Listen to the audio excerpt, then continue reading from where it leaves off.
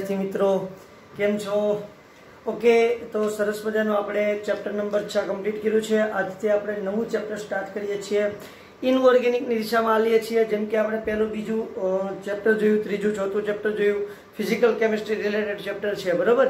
ત્યાર પછી ચોથું ચેપ્ટર ચોથું પણ કેમિસ્ટ્રી ફિઝિકલ કેમિસ્ટ્રી છે। પાંચમું ચેપ્ટર જે છે, પાંચમું ચેપ્ટર, છઠ્ઠું ચેપ્ટર, આ સાતમું ચેપ્ટર, આઠમું ચેપ્ટર, નવમું ચેપ્ટર, આ બધા જ ચેપ્ટર જે છે એ તમારા ઇનઓર્ગેનિક કેમિસ્ટ્રીના છે। અને ઇનઓર્ગેનિક કેમિસ્ટ્રીમાં મોસ્ટલી બેઠું પૂછાતું હોય છે કે જે તમારે ચોપડીમાં હોય ને એ જ શબ્દો પૂછાતા હોય છે। જેમ કે તમને ચેપ્ટર 6 ના એમસીક્યુ કર્યા એટલે તમને અંદાજ આવ્યો છે કે કઈ રીતે એમસીક્યુ પૂછાય છે। એવી રીતે ચેપ્ટર 7 જોઈએ। આ ચેપ્ટર ધોરણ 12 નું લાંબામાં લાંબુ ચેપ્ટર કહી શકાય, શાયદ 40-42 પેજનું ચેપ્ટર છે, પણ આમાંથી ક્વેશ્ચન બેઠા જ આવતા હોય છે। સીધા સીધા ક્વેશ્ચન આવે છે, કોઈ જાતનું એમાં ફેરફાર કરવાનો હોતો નથી। મોટાભાગે 99.9% ક્વેશ્ચન કેવા આવે છે, બેઠા આવે છે કે જે તમારા પુસ્તકમાં હોય એમાંથી જ આવે છે। એટલે આ ચેપ્ટરને આખું તમારે સંપૂર્ણપણે કંઠસ્થ કરવાનું છે કોઈ પણ સંજોગોમાં, બરોબર છે। અને બાળકોને આ ચેપ્ટરમાં જ વધારે ભૂલ પડતી હોય છે। આ ચેપ્ટરના જેમ શીખ્યું વધારે ન આવડતા હોય છે। એનું કારણ શું છે તો કે થોડોક સમય જાય એટલે ભૂલાઈ જાય, પાછું યાદ કરવું પડે, પાછું વાંચવું પડે, થોડોક સમય જાય પાછું ભૂલાઈ જાય। તો આપણે એવી રીતે સમજવાનો પ્રયત્ન કરવાનો છે કે તમને છેક સુધી યાદ રહી જાય, બરોબર, અને યાદ રાખવું જ પડશે, એનો કોઈ બીજો રસ્તો છે નહીં। બહુ ઇન્ટરેસ્ટિંગ ચેપ્ટર છે, આવર્ત કોષ્ટક રિલેટેડ છે। તો હું જરાક તમને સરસ મજાના આવર્ત કોષ્ટકની વાત કરી દઉં છું। એક નાનું તો આવર્ત કોષ્ટક દોરી પણ નાખું છું, બરોબર છે। બને એટલો સારો દોરવાનો પ્રયત્ન કરું છું, કદાચ ફેરફાર થઈ જાય તો તમારી રીતે સુધારો કરી નાખો। અત્યાર સુધી જે આપણે આવર્ત કોષ્ટકની વાતો કરી છે એ વાતોને પણ આપણે અહીંયા જરાક દોહરાવશું, બરોબર છે। એસ વિભાગ છે, ટોટલ આવર્ત કોષ્ટકની અંદર કેટલા વિભાગ હોય બેટા, તો કે જોવા જઈએ તો ટોટલ આવર્ત કોષ્ટકની અંદર 4 વિભાગ છે। કેટલા વિભાગ છે? 4। પેલો એસ વિભાગ છે, પછી પી વિભાગ છે, પી વિભાગ કઈ રીતે પડે તો કે પી કક્ષકમાં વધારેમાં વધારે કેટલા ઇલેક્ટ્રોન સમાવી શકાય? 6। 1 2 3 4 5 અને 6। ક્લિયર છે? ચાલો, 18 સમૂહ અને 7 આવર્તનું બનેલો આવર્ત કોષ્ટક હોય છે। 3 4 5 6 7 8 9 10 11 ને 12 અને અહીંયા નીચે બે આડી હરોળ છે જેને આપણે કહીએ છીએ એફ વિભાગ। 1 2 3 4 5 6 7 8 9 10 11 12 13 टोटल 14 થઈ ગયા। 1 2 3 4 5 6 7 8 9 10 11 12 13 ને 14 ક્લિયર। ચાલો હવે જુઓ, અહીંયા એક સરસ મજાનો પહેલો આવર્ત છે n બરાબર 1 આપણે કહીએ છીએ, ક્લિયર છે? ઓકે, ત્યાર પછી અહીંયા બીજો આવર્ત છે, ત્રીજો આવર્ત છે, ચોથો આવર્ત, પાંચમો આવર્ત, છઠ્ઠો આવર્ત અને સાતમો આવર્ત। આ રીતે આપણે શું કરેલું છે તો કે આખો આવર્ત કોષ્ટક બનાવેલું છે। ટોટલ 118 તત્વો સમાય એવી રચના કરવામાં આવી છે। અત્યાર સુધી 118 તત્વો જ શોધાણા છે, બરોબર છે। અહીંયા n બરાબર શું લખીએ છીએ આપણે? n બરાબર 1, પછી અહીંયા n બરાબર 2। આ પહેલો આવર્ત છે, આ બીજો આવર્ત શરૂ થાય છે n બરાબર 3, n બરાબર 4, n બરાબર 5, n બરાબર 6 અને n બરાબર 7। આ તમારા એસ વિભાગ છે, આ પી વિભાગ છે, આ ડી વિભાગ છે અને આ એફ વિભાગ છે, જે ઓલરેડી આપણે 11મા ધોરણની અંદર શીખી ગયા છીએ, બરોબર છે। એસ વિભાગનો પહેલો સમૂહ છે એને આપણે આલ્કલી ધાતુ કહીએ છીએ, બીજો સમૂહ છે એને આલ્કલાઇન અર્ધ ધાતુ તત્વો કહીએ છીએ। પી વિભાગ છે તો એને તો પી વિભાગ જ કહીએ છીએ, પણ ડી વિભાગ છે એને સંક્રાંતિ તત્વો અને એફ વિભાગ છે એને આંતર સંક્રાંતિ તત્વો તરીકે ઓળખીએ છીએ। અત્યાર સુધી આપણે જેટલા તત્વો શીખ્યા છીએ એના જરાક નામ લખી દઉં છું। ચલો, અહીંયા હાઇડ્રોજન, અહીંયા હિલિયમ, બરોબર છે, neon, argon, krypton, xenon, radon અને ઓગ્નેસોન। આપણે આ ચેપ્ટરમાં જ ભણવાનું આવશે, ઓગ્નેસોન, બરોબર છે। આનું નામ શું છે? ઓગ્નેસોન। ઓકે, અહીંયા શું આવશે? Lithium, sodium, potassium, rubidium, caesium, francium. અહીંયા શું આવશે? બેરિલિયમ, મેગ્નેશિયમ, પછી આવશે કેલ્શિયમ, અહીંયા આવશે સ્ટ્રોન્સિયમ, બેરિયમ અને રેડિયમ. હા કે ના? યાદ કરી જુઓ તો કે હા સાહેબ બરાબર છે. ત્યાર પછી જો અહીંયા શીખ્યા હતા બોરોન, એલ્યુમિનિયમ, ગેલિયમ. ઠીક છે?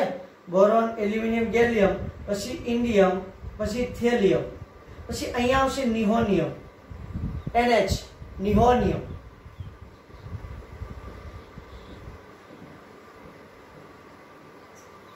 ઠીક છે? ત્યાર પછી જુઓ બોરોન પછી કોણ આવે છે? તો કે બોરોન પછી આવે છે કાર્બન, પછી અહીંયા કોણ આવશે? સિલિકોન, જર્મેનિયમ, ટીન, લેડ અને અહીંયા આવશે Fl. શું આવે છે? Fl. Fl ને શું કહીએ છીએ આપણે? Fl ને કહીએ છીએ ફ્લેરોવિયમ. શું કહીએ છીએ? ફ્લેરોવિયમ. બરોબર છે? હવે આ સમૂહ 1, આ 2, અહીંયા સમૂહ આવશે 13, 14, 15, 16, 17 અને 18. 18માં સમૂહને આપણે ઉમદા વાયુનો સમૂહ તરીકે પણ ઓળખીએ છીએ. બરોબર છે? એને નિષ્ક્રિય સમૂહ તરીકે પણ ઓળખીએ છીએ.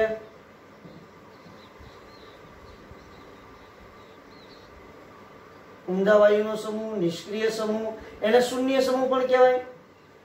આ શૂન્ય સમૂહ ક્યાંથી નામ પડ્યું છે એનું? શૂન્ય સમૂહ નામ એનું પડ્યું છે મેન્ડેલિફના આવર્ત કોષ્ટક પરથી. બરોબર છે? મેન્ડેલિફે એને શૂન્ય સમૂહ કીધેલું છે. તો હવે 15મો સમૂહ આપણે શીખવાનો છે. તો 15મા સમૂહ એટલા તત્વો આપણે ઓલરેડી વાત કરી ચૂક્યા છીએ. આ તત્વો જે પી વિભાગના પી વિભાગ 1 ના તત્વો છે 13 અને 14 જે આપણે 11મા ધોરણની અંદર શીખી ગયા છીએ. બરોબર છે? હવે અહીંયા આપણે આ પી વિભાગ 2 ની અંદર 15, 16, 17 ને 18 સમૂહ શીખવાના છે. તો હજી ચેપ્ટરની શરૂઆત નથી કરી મેં, હજી તો માત્ર તમને વાત જ કરું છું. પી વિભાગ એક એવો સમૂહ છે. જો કેવા કરી દઈએ, ચાલો નામ પડી ગયું છે તો શરૂ કરી દઈએ. ચેપ્ટર નંબર 7 પી વિભાગના તત્વો.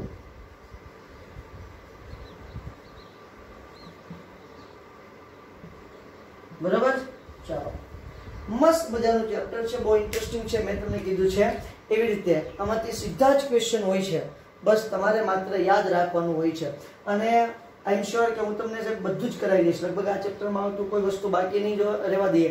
અને રિલેટેડ જેવો એક સમૂહ પૂરો થશે એટલે એને રિલેટેડ જેટલા MCQ પૂછાય છે, જે ટાઈપના પૂછાય છે, એ બધા જ MCQ આપણે જોઈ નાખશું. બરાબર છે? જેથી કરીને તમારા અંદર મગજની અંદર જે કન્સેપ્ટ હોય બધા કન્સેપ્ટ ક્લિયર થઈ જાય. કાલે કેમ જે 2-4 ક્વેશ્ચન એવા જોયા હતા કે થોડુંક તમને આશ્ચર્ય થઈ જાય. જેમ કે એક તો એલ્યુમિનિયમનો જ હતો કે ભાઈ એલ્યુમિનિયમના શુદ્ધિકરણની પદ્ધતિને શું કહેવાય છે? તો આપણને હોલ હેરાલ્ટ જ યાદ આવી જાય. પણ ભાઈ એ એલ્યુમિનિયમ મેળવવાની પદ્ધતિ હતી. બરોબર? એલ્યુમિનિયમ શુદ્ધિકરણ કરવાની પદ્ધતિ તો કઈ છે? હોપ પદ્ધતિ છે, જે આપણે ઓલરેડી કાલે જોઈ નાખ્યું છે. બરોબર?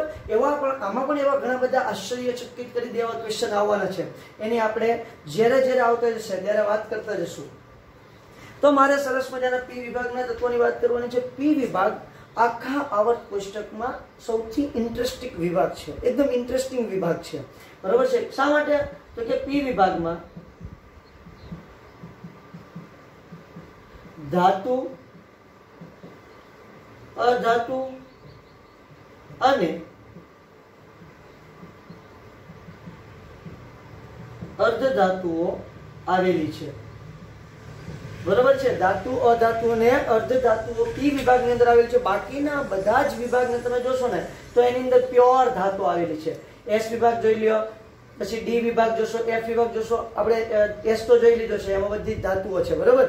પણ ડી અને એફ વિભાગ તમે જોશો ને તો એમાં બધી ધાતુ છે. આમાં ધાતુ, અધાતુ અને અર્ધધાતુ બધું જ આવેલું છે. એટલા માટે ઇન્ટરેસ્ટિંગ છે. આ ઉપરાંત તમારા પી વિભાગના તત્વો એસ વિભાગના તત્વો સાથે પ્રક્રિયા કરે, ડી વિભાગના તત્વો સાથે પ્રક્રિયા કરે અને એફ વિભાગના તત્વો સાથે પણ પ્રક્રિયા કરતા તમને જોવા મળશે. કોણ? પી વિભાગના તત્વો. એ આ બે સમૂહ આપણે ભણ્યા ત્યાં થોડી વાતો તો કરી જ છે, પણ આ બધી જે વાતો કરવાની છે એ આ જ્યારે 15, 16, 17 અને 18 આ 4 સમૂહ ભણશું ત્યારે તમને પી વિભાગના સંપૂર્ણ માહિતી મળી જશે. ઓકે, હવે આપણે જરાક આગળ વધીએ તો સાહેબ પી વિભાગ છે એ એટલો બધો ઇન્ટરેસ્ટિંગ છે, વાત બરાબર છે, કારણ કે એની અંદર ધાતુ, અધાતુ અને અર્ધધાતુ આવેલી છે.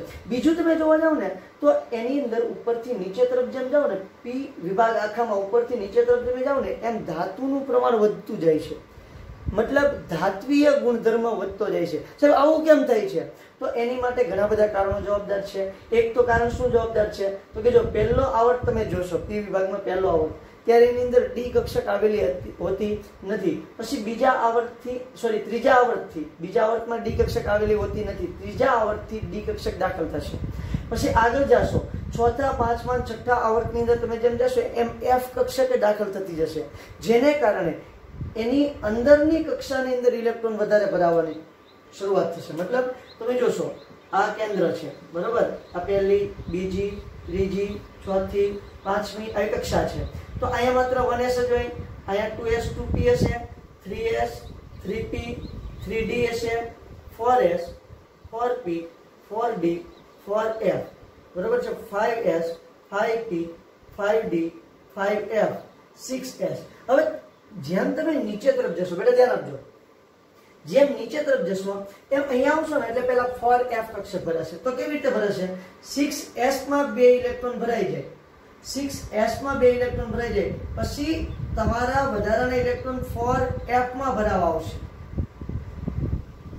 ક્યાં ભરાવા આવશે? 4f માં. કારણ કે જો 4f એટલે કેટલા થાય? એનો જરાક મુખ્ય આપણે જરાક શક્તિનો ક્રમ ગોતીએ તો મુખ્ય ક્વોન્ટમ અંક n + l ના આધારે શક્તિનો ક્રમ નક્કી થાય.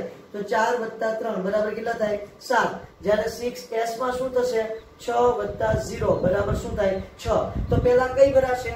તો કે 6s ભરાશે. 6s ભરાઈ જાય પછી ઇલેક્ટ્રોન 4f માં દાખલ થશે. તો જો અંદરની કક્ષામાં ઇલેક્ટ્રોન દાખલ થાય, 6s ભરાઈ ગયું પછી અંદરની કક્ષામાં ઇલેક્ટ્રોન દાખલ થાય એટલે કેન્દ્રની કેવા હોય? નજીક. એટલે અહીંયા ધન વીજભાર દાખલ થતો જશે અને અહીંયા શું દાખલ થતો જશે? ઇલેક્ટ્રોન દાખલ થતા જશે, જેને કારણે એના કદમાં શું થાય? ઘટાડો થતો જાય. તો ઉપરથી નીચે જાવ એમ ડી અને એફ કક્ષકો દાખલ થાય છે.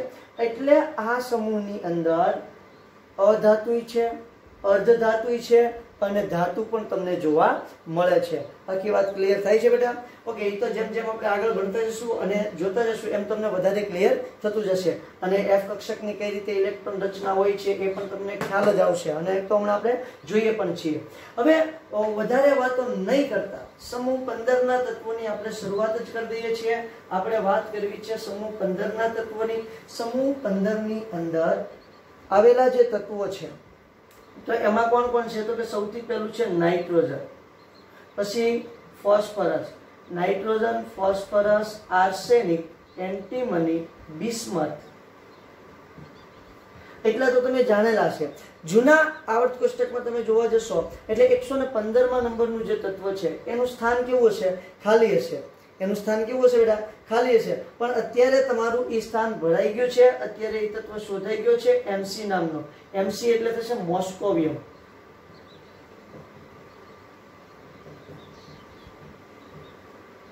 (115 પરમાણુ ક્રમાંક. કયો તત્વ છે? મોસ્કોવિયમ, જે સાંશ્લેષિક તત્વ છે. હમણાં આપણે એની વાત કરીએ છીએ વિસ્તારથી. તો જુઓ સમૂહ 15 ના તત્વો અહીંયા પણ લખી દઉં છું. 15 ના તત્વો કોણ કોણ છે? Nitrogen, phosphorus, arsenic, antimony, bismuth અને મોસ્કોવિયમ છે. આ સમૂહ 15 ના તત્વો છે. એમાં તમે જોવા જશો એટલે નાઇટ્રોજન અને ફોસ્ફરસ આ બંને છે ને એ અધાતુ છે. કેવા છે? અધાતુ. આર્સેનિક, એન્ટીમની બરોબર છે એ બંને કેવા છે? અર્ધધાતુ છે. એમાં ખાસ કરીને આર્સેનિક જ રાખશો, બરોબર છે. અને બિસ્મથ, ખાસ કરીને બિસ્મથ, અત્યારે ખાલી બિસ્મથ લઈ લે, તમારું પુસ્તકમાં આપ્યું છે એ મુજબ બિસ્મથ છે એ તમારી ધાતુ છે. બિસ્મથ અને મોસ્કોવિયમ એ ધાતુ તત્વ છે. નાઇટ્રોજન, ફોસ્ફરસ અધાતુ, આર્સેનિક, એન્ટીમની અર્ધધાતુ અને બિસ્મથ અને મોસ્કોવિયમ કેવા છે? તમારા ધાતુ તત્વો છે. તો એક મતલબ એવો થાય કે સમૂહમાં ઉપરથી નીચે તરફ જાઓ ને એમ ધાત્વીય ગુણધર્મમાં શું થાય બેટા? વધારો થતો તમને જોવા મળે છે. સમૂહમાં ઉપરથી નીચે તરફ જતા ધાત્વીય ગુણધર્મની અંદર વધારો થતો જોવા મળે છે. એટલે સુધી વાત ક્લિયર થાય છે? ઓકે, તો અહીંયા આપણે સરસ મજાના ચેપ્ટર 7 ના સમૂહ 15 ના તત્વો છે એ સમૂહ 15 ના તત્વોના નામ લખી દીધું છે અને હવે ધીમે ધીમે શરૂઆત કરીએ છીએ એના વિશેની જાણકારી મેળવવાની, બરોબર છે। તો સૌથી પહેલા સમૂહ 15 ના તત્વોના પ્રાપ્તિ સ્થાનની વાત કરીએ।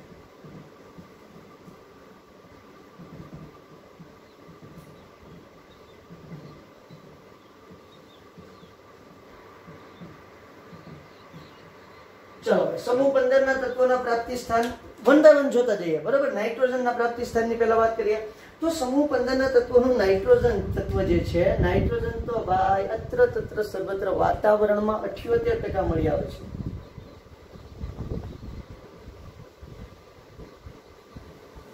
આ તમને પણ ખબર છે અને મને પણ ખબર છે। વાતાવરણમાંથી તમારે નાઇટ્રોજન મેળવવું હોય તો કેટલા ટકા મળી જાય? 78% વાતાવરણમાંથી નાઇટ્રોજન મળે છે। આ ઉપરાંત પૃથ્વીના પોપડામાં તમે જોવા જાઓ તો પૃથ્વીના પોપડાની અંદર NaNO2 જેને કહેવાય છે chilli salt Peter,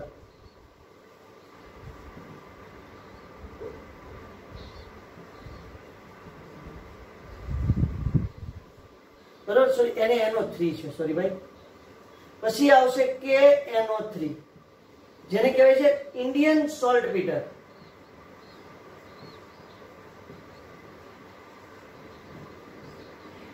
NaNO3 N આવ્યો, હા ભાઈ, તો એને કહેવાય, આનું નામ છે ચિલી સોલ્ટ પીટર, બરોબર છે। KNO3 એનું નામ છે ઇન્ડિયન સોલ્ટ પીટર, એને આપણે પોટેશિયમ નાઇટ્રેટ અને સોડિયમ નાઇટ્રેટ તરીકે પણ ઓળખીએ છીએ। કોઈ નવાઈની વાત છે નહીં, પોટેશિયમ નાઇટ્રેટ અને સોડિયમ નાઇટ્રેટ તરીકે પણ ઓળખવામાં આવે છે। તો તમારું જે સોડિયમ છે મોટા ભાગે અહીંથી મળી આવે છે। આ ઉપરાંત તમે જોવા જાઓ તો તમારું સોડિયમ કેવું નાઇટ્રોજન, તમારું જે નાઇટ્રોજન છે એ મોટા ભાગે આ ખનિજોના સ્વરૂપમાં તમને મળી આવે છે। હજી ત્યાંથી તમે આગળ જાઓ તો ભાઈ ઘણી બધી જગ્યાએ નાઇટ્રોજન જોવા મળે છે, કોઈ નવાઈની વાત નથી। તમે જોવા જાઓ તો નાઇટ્રોજન બીજી જગ્યાએ ક્યાં તમને જોવા મળશે તો કે ભાઈ એક તો તમારું નાઇટ્રોજન છે એ વનસ્પતિ અને પ્રાણીઓ પ્રોટીન સ્વરૂપે રાખે છે। વનસ્પતિ અને પ્રાણીઓની અંદર ક્યાં સ્વરૂપે હોય છે? પ્રોટીન સ્વરૂપે નાઇટ્રોજન હોય, એમોનિયા હોય છે, પ્રોટીન સ્વરૂપે આપણને ખ્યાલ છે, બરોબર છે। તો વનસ્પતિ અને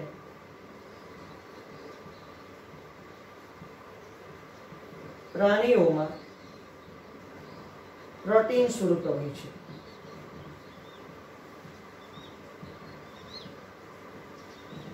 આવી રીતે યાદ રાખી નાખવાનું બેટા, બરોબર છે। મુદ્દા પાડીને યાદ રાખવાનું, સરળતાથી યાદ રહી જશે। તમારી ચોપડીની અંદર આપેલું હોય એવી રીતે તમે સળંગ યાદ રાખશો તો ઘડીકમાં તમને યાદ રહેવું મુશ્કેલ થઈ જશે।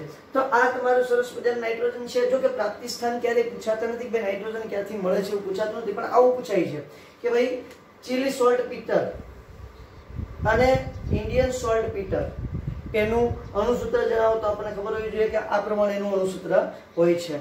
જરાક સ્ક્રીનશોટ લઈ લો, એટલે એટલું ઘૂસી નાખું છું અને આપણે શું લઈ લઈએ તો કે ભાઈ ફોસ્ફરસ મેળવવાની ટ્રાય કરું છું। ચાલો ક્લિયર। હવે નાઇટ્રોજન પછી આવે છે ફોસ્ફરસ।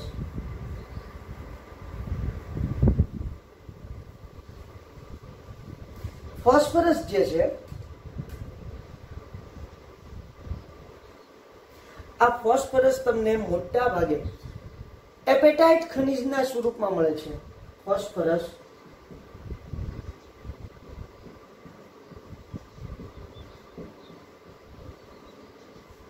કઈ ખનિજના સ્વરૂપમાં મળે છે? એપેટાઇટ ખનિજના સ્વરૂપમાં મળે છે। જેમ કે તમને હું કહી દઉં Ca9PO4 6 CaX2, જ્યાં X બરાબર શું લેવાનું છે? X બરાબર લેવાનું છે FCl અને OH।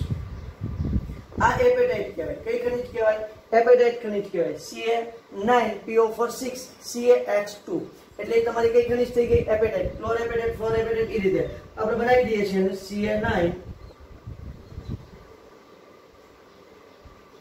Ca9PO4 6 CaF2 એને કહેવાય ફ્લોર એપેટાઇટ,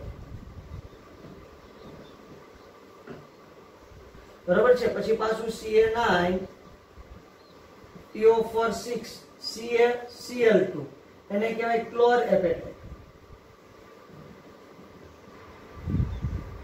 બરોબર છે। પછી Ca9PO4 6 CaOH ટ્વાઇસ એને કહેવાય હાઇડ્રોક્સી એપેટાઇટ,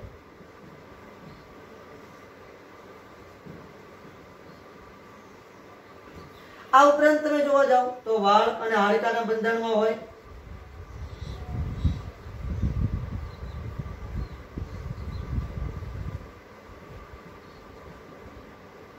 ક્યાં જોવા મળે છે ભાઈ? જરાક જોઈ લો, તમને દેખાય છે ને બેટા? હા, હજી નીચે એક લાઈન લખી નાખીશ તો પણ તમને દેખાશે. તો કે ભાઈ હાડકાના અને શેના બંધારણમાં હોય છે? વાળના બંધારણમાં તમને જોવા મળે છે. ઓકે, ત્યાંથી આગળ જોઈએ તો પ્રાણી અને વનસ્પતિઓની અંદર પણ આવશ્યક ઘટક તરીકે તમને ફોસ્ફરસ જોવા મળે છે. બરોબર છે? ફોસ્ફોપ્રોટીન છે એ તમને દૂધ અને ઈંડાઓમાંથી મળી રહી છે. બરોબર છે? તો ક્યાંથી? તો કે વનસ્પતિ અને પ્રાણીઓમાં આવશ્યક ઘટક છે.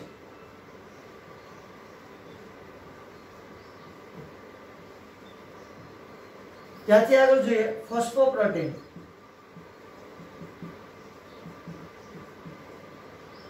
ફોસ્ફેટ બનથી બનેલા હોય છે એટલે એની અંદર ફોસ્ફેટ સમૂહ હાજર હોય છે એટલે આપણે એને ફોસ્ફોપ્રોટીન કહીએ છીએ.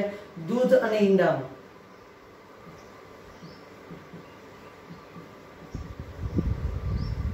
જોવા મળે છે અથવા તો હોય છે. તો આ તમારા ફોસ્ફરસના પ્રાપ્તિ સ્થાન છે. ક્લોરેપેટાઇટ, ફોરેપેટાઇટ. બરોબર છે? આ તમારા સરસ મજાના ફોસ્ફરસના પ્રાપ્તિ સ્થાન છે. આ તમારી જે એપેટાઇટ ખનિજ છે 3 સ્વરૂપે હોય છે, ક્લોર, ફ્લોર અને હાઇડ્રોક્સી.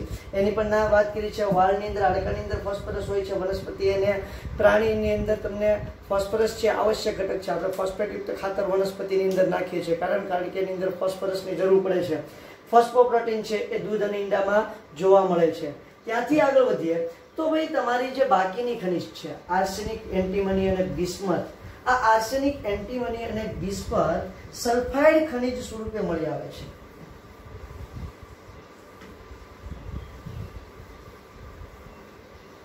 આર્સેનિક, એન્ટીમની અને બિસ્મથ,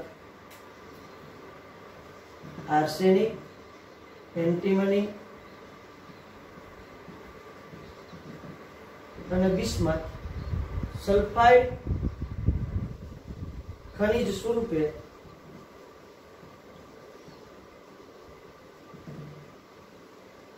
મળી આવે છે.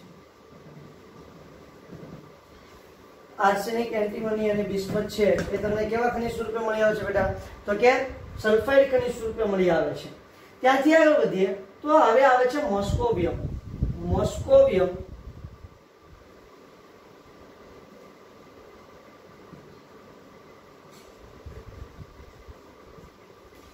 સંશ્લેષિત રેડિયોએક્ટિવ તત્વ છે. સંશ્લેષિત રેડિયોએક્ટિવ તત્વ છે. મતલબ કે એ કઈથી મળી નથી આવતો, એ કોઈ ખનિજ સ્વરૂપમાં મળવાનો આવતો નથી. એને આપણે પ્રયોગશાળામાં ઉત્પન્ન કરવાનો હોય છે. જો કે ઉત્પન્ન કરેલો પણ છે. બરોબર છે? એટલે એને સંશ્લેષિત કહેવામાં આવે છે અને પ્લસ કેવું છે? રેડિયોએક્ટિવ તત્વ છે. યાદ રાખવાની છે કે ભાઈ મોસ્કોવિયમ છે એ કેવું છે? તો કે રેડિયોએક્ટિવ તત્વ છે. કેવું તત્વ છે? રેડિયોએક્ટિવ તત્વ છે અને પ્રયોગશાળામાં બનાવવામાં આવે છે. ખાસ કરીને આ બધા જે તત્વો છે એટલે કે 100 પછીના જે તત્વો છે, પરમાણુ ક્રમાંક 100 થી વધારે પરમાણુ ક્રમાંક ધરાવતા જે તત્વો છે, આ બધા જ જે તત્વો એ ખૂબ અલ્પ માત્રામાં મળે, અતિશય અલ્પ માત્રામાં મળે. ક્યારેક ક્યારેક કેવું મળે કે થોડાક જ એના પરમાણુ મળે. એટલા બધા અલ્પ માત્રાની અંદર તમને આ તત્વો જોવા મળશે. બીજી વાત શું છે? તો કે ભાઈ એને તમારે મેળવવા હોય કે એના ગુણધર્મોનો અભ્યાસ કરવો હોય તો ખૂબ અતિશય મોંઘા સાધનોની જરૂર પડે છે, જે બધા દેશ અફોર્ડ કરી શકતા નથી. એટલે બધા દેશ પાસે આને મેળવવાના કેવા સાધન નથી. અમુક જે ખૂબ અમીર દેશો છે એ દેશો જ આનું વિશે સર્ચ કરી શકે છે, આના વિશે અભ્યાસ કરી શકે છે અને આના શોધખોળમાં આગળ ઉપયોગમાં લઈ શકે છે. બધા દેશ ઉપયોગમાં લઈ શકતા નથી કારણ કે ખૂબ મોંઘી પડે છે આ ધાતુઓ મેળવવી અને એનો અભ્યાસ કરવો. ક્લિયર છે? ચલો વેલ, તો આ મોસ્કોવિયમની વાત છે. મોસ્કોવિયમનો પરમાણુ ક્રમાંક જોવા જઈએ, તેનો પરમાણુ ક્રમાંક 115 છે. પરમાણુ ક્રમાંક કેવો થશે બેટા? 115 છે. તેની ઇલેક્ટ્રોન રચના ખાસ અગત્યની અને ઇમ્પોર્ટન્ટ છે. રેડિયમની વાત કરીએ તો પહેલા આવશે ઇલેક્ટ્રોન રચના, રેડોન લખવાનું છે. પછી જુઓ છેલ્લું અહીંયા છે તત્વ આવે છે. બરોબર છે? એટલે કઈ પી કક્ષક આવશે? તો કે 7p કક્ષક આવશે. તો એની ઇલેક્ટ્રોન રચના શું હોય? ધ્યાન આપજો. નિષ્ક્રિય, હમણાં એની ઇલેક્ટ્રોન રચના જોઈએ જ છીએ, અને તો તમને સમજાવી દઉં છું સામાન્ય રીતે ખાલી, બરાબર છે. n-2d એની અંદર 10 એ 10 હશે, બરાબર છે. સોરી, n-2f એની અંદર 14 એ 14 તત્વો છે. n-1d એની અંદર 10 એ 10 હશે. પછી ns2 np3 આ એની સામાન્ય ઇલેક્ટ્રોન રચના થશે. હવે તમે જોઈ લો, n બરાબર શું લઈશ? હું 7 લઈશ. તો અહીંયા શું આવશે? તો કે નિષ્ક્રિય વાયુ કોણ છે? રેડન, એટલે Rn4. પછી અહીંયા આવશે 5f14 4d10 6d10 6d10 7s2 અને 7p3 આ એની ઇલેક્ટ્રોન રચના આવશે. કોની? મોસ્કોવિયમની Mc ની ઇલેક્ટ્રોન રચના છે. મોસ્કોવિયમની ઇલેક્ટ્રોન રચના Rn 5f14 6d10 7s2 અને 7p3 તમને ઇલેક્ટ્રોન રચના જોવા મળશે. ઓકે, ત્યાંથી જરાક આગળ વધીએ તો હજી આપણી વાત પૂરી થઈ. મોસ્કોવિયમ જે છે એ ખૂબ અલ્પ માત્રામાં મળી આવે છે. મેં તમને કીધું ક્યારેક ક્યારેક તેના પરમાણુ જ મળી આવે છે. મોસ્કોવિયમ ખૂબ જ અલ્પ માત્રામાં મળી આવે છે. મોસ્કોવિયમ ખૂબ જ અલ્પ માત્રામાં મળી આવે છે. તેનો અર્ધ આયુષ્ય સમય ખૂબ જ ઓછો હોય છે. અર્ધ આયુષ્ય સમય ખૂબ જ ઓછો હોય છે. તો આ છે તમારા સમૂહ 15 ના તત્વોની બધી જ માહિતી. બધી જ મતલબ કેટલી? તો કે ભાઈ એના પ્રાપ્તિ સ્થાનની વાત થઈ ગઈ છે, એનું કઈ રીતે આખું ઘટના હોય છે, ક્યાં ક્યાંથી મળે છે, એની સરસ મજાની વાત આપણે કરી દીધી છે. તો આ છે સમૂહ 15 ના તત્વોની વાત. એમાં આપણે મોસ્કોવિયમને બાદ કરી દેવાનું છે. મોસ્કોવિયમ વિશે વાત કરવા નથી. કારણ શું છે? તો કે એનો અર્ધ આયુષ્ય સમય ખૂબ જ અલ્પ છે અને હજી એના વિશે પૂરેપૂરી માહિતી મળી પણ નથી, બરોબર છે. અને રેડિયો સક્રિય છે, ખૂબ અલ્પ પ્રમાણમાં મળે છે. માંડ તત્વો મેળવી શક્યા છે અને થોડી ઘણી વાતો કરી શક્યા છે. ત્યાં તો શું થઈ જાય? તત્વનો અર્ધ આયુષ્ય સમય ખૂબ ઓછો, એટલે ઝડપથી એનું વિઘટન થઈ જાય અને તત્વ નાશ પામી જાય. એટલા માટે આપણે એને સિવાયની બધી વાતો કરવાની છે. તો હવે જોવાના છે સમૂહ 15 ના તત્વોના ભૌતિક ગુણધર્મો. કેવા ગુણધર્મો જોવાના છે? ભૌતિક અને રાસાયણિક, જો કે બંને ગુણધર્મોની વાત કરવાની છે. આજે હું એકાદ બે ભૌતિક ગુણધર્મોની વાત કરી દઉં છું. પછીના જે ભૌતિક ગુણધર્મો છે એની વાત આપણે નેક્સ્ટ લેક્ચરમાં કરશું. ઓકે, તો પહેલો ભૌતિક ગુણધર્મ શું હોય છે? તો કે ઇલેક્ટ્રોન રચના. સમૂહ 15 ના તત્વોની ઇલેક્ટ્રોન રચના. બધી સમૂહ 15 ના તત્વોની વાત પૂરી થઈ જાય પછી આપણે સમૂહ 16 ના તત્વોની વાત શરૂ કરવાની છે. બીજી વાત, સમૂહ 15 માં તે નાઇટ્રોજન અને ફોસ્ફરસની વાત ખાસ કરવાની છે. એના વિશેનો બધો અભ્યાસ કરવાનો છે. બાકીના બધા એનું આવું હોય છે એવું આપણે કહી દઈશું, બરાબર. તો સૌથી પહેલા આવે છે એની ઇલેક્ટ્રોન રચના. ભૌતિક ગુણધર્મમાં પહેલું શું આવે છે? ઇલેક્ટ્રોન રચના.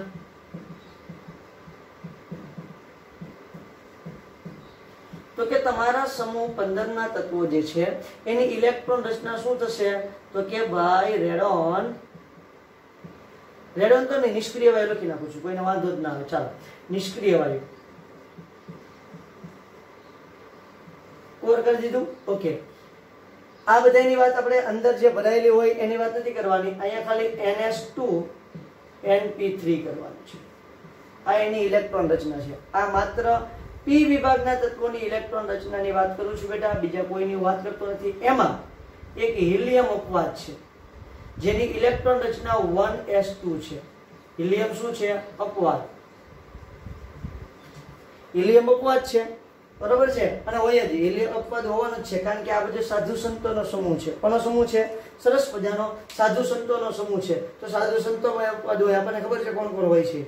તો એવી રીતે આ તમારો હિલિયમ છે એમાં અપવાદ છે. જો કે આ બધા સાધુ સંતોમાં ઘણા અપવાદ છે, બરોબર. એ આપણે જોશું, આ ચેપ્ટર ભણશું એટલે ખ્યાલ આવશે. ક્રિપ્ટોન છે, ઝેનોન છે, આ બે તો ખાસ મોટા મોટા અપવાદ છે, ખતરનાક, બરોબર છે. એમાં ઝેનોન તો આ તો સૌથી મોટો અપવાદ છે, સાધુઓમાં સૌથી ખતરનાક છે. ઓકે, જો કે એમ બધા સાધુ સંતો સારા જ હોય છે, પણ અમુક ને બાદ કરતા અમુક આવા ખતરનાક સાધુ હોય છે. તો નિષ્ક્રિય છે ns2 np3. આ એની સામાન્ય ઇલેક્ટ્રોન રચના છે કોની? સમૂહ 15 ના તત્વોની છે. ખાસ યાદ રાખજો 15મો સમૂહ.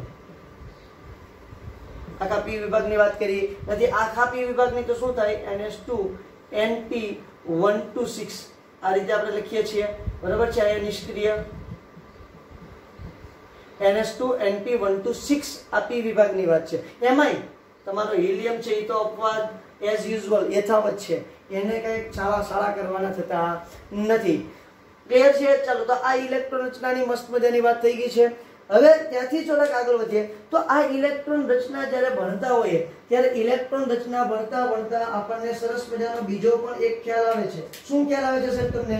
તો કે પરમાણ્વીય અને આયનીય ત્રિજ્યા જોવાનો ખ્યાલ આવે છે. પણ તે પહેલા મને એવો વિચાર આવે છે કે હું બધાની ઇલેક્ટ્રોન રચના તમને લખીને દેખાડી દઉં, બરાબર છે. Nitrogen, phosphorus. જો તમને એક કોષ્ટક તમારા પુસ્તકમાં આપેલું છે, એક કોષ્ટક આપણે આખું યાદ નથી રાખવાનું, પણ જ્યારે હું વાત કરતો હોય ને ત્યારે કોષ્ટકની અંદર તમારે જોઈ લેવાનું છે ખરેખર એવું બને છે કે નહીં. નાઇટ્રોજન, ફોસ્ફરસ, આર્સેનિક, એન્ટીમની અને બિસ્મથ, બરાબર છે. આ બધા તત્વોની આપણે સામાન્ય ઇલેક્ટ્રોન રચના જોઈ લઈએ તો નાઇટ્રોજનની શું આવશે? હિલિયમ જોઈ લ્યો. પછી અહીંયા શું આવશે? 2s2 2p3. ત્યાર પછી neon 3s2 3p3, argon 4s2 4p3. Argon પછી કોણ આવશે? જોઈ લ્યો. તો આર્ગોન પછી આવશે એન્ટીમની, તો એની શું આવશે? ક્રિપ્ટોન 5s2 5p3 પછી આવશે. એટલે જો કે એની અંદર આગળની જે હોય એ એડ કરી દેવાની હોય પેલા, એવું નહીં રાખતા. ચલો અહીંયા અહીંથી જ કરી દઈએ છીએ, તો અહીંયા 3d ભરાઈ જશે. અહીં 3d થી શરૂ કરી દઉં છું. 3d10 4s2 4p3. હા, નહીતર એવું કહે છે કે 3d તો આવી જ નહીં, તો 3d ઓલરેડી ભરાઈ ગયેલી છે એટલે મેં નથી લખી, કઈ વાંધો નહીં, લખી દઉં છું. ચલો અહીંયા શું આવશે? તો જુઓ અહીંયા ક્રિપ્ટોન આવી ગયું છે. ઓકે, ક્રિપ્ટોન પછી કોણ આવશે? તો કે તમારી જે 5s હશે તે. પછી કોણ આવશે? અહીંયા 4d, એટલે અહીં લખી શકું છું 4d 10 5s2 5p3. બિસ્મથમાં આવશે ઝેનોન. હવે જો 4f10 5d 4f14 sorry 4f14 આવડા જે તમારી લેન્થ એન્ડ વિડ્થ શ્રેણી છે આખી ભરાઈ જશે. પછી 5d કક્ષક ભરાઈ જશે, એટલે 5d10. પછી 6s2 અને 6p3. આ તમારી સરસ મજાની કોની રચના છે? બિસ્મથની. હવે જો મોસ્કોવિયમ લઈ લો તો mc, તો શું આવી જાય? Rn 5f14 6d10 7s2 અને 7p3. આ મોસ્કોવિયમની ઇલેક્ટ્રોન રચના થઈ ગઈ. મસ્ત મજાની બધાની ઇલેક્ટ્રોન રચના બની ગઈ છે. બહુ સિમ્પલ છે અને આપણે ઓલરેડી બહુ સારી રીતે ઇલેક્ટ્રોન રચનાનો અભ્યાસ કર્યો છે અને બનાવતા આપણને આવડે પણ છે.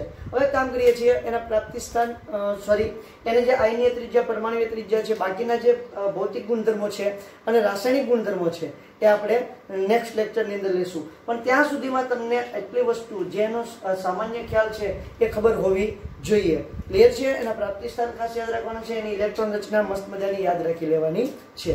ક્લિયર? પછી મેં તમને કીધું તમારે જરાક જોતું જવાનું છે કે ભાઈ કઈ રીતે એના કોષ્ટક, એની જે કોષ્ટક આપેલો છે પુસ્તકમાં, એ હું જ્યારે ભણાવું છું ત્યારે કઈ રીતે એની અંદર ફેરફાર થાય છે. સમજો કે હું એમ કહીશ કે ભાઈ સમૂહમાં ઉપરથી નીચે જાઓ એટલે એની ત્રિજ્યાની અંદર શું થાય છે? વધારો થાય છે. નાઇટ્રોજનથી ફોસ્ફરસ તરફ જાઓ ત્યારે ખૂબ વધારો થાય, ત્યાર પછી ધીમે ધીમે વધારો થતો તમને જોવા મળે. તો તમારે કોષ્ટકની અંદર જોતું જવાનું ખરેખર કેટલું થાય છે. મૂલ્ય યાદ રાખવાની જરૂર છે નહીં. ક્લિયર? ચલો, આપણે આજે એટલે મસ્ત મજાનું એટલે સુધી રાખીએ. નેક્સ્ટ લેક્ચરથી આપણે એને બીજા જે ભૌતિક ગુણધર્મો છે તે અને પ્લસ એની શું વાત કરવાની છે?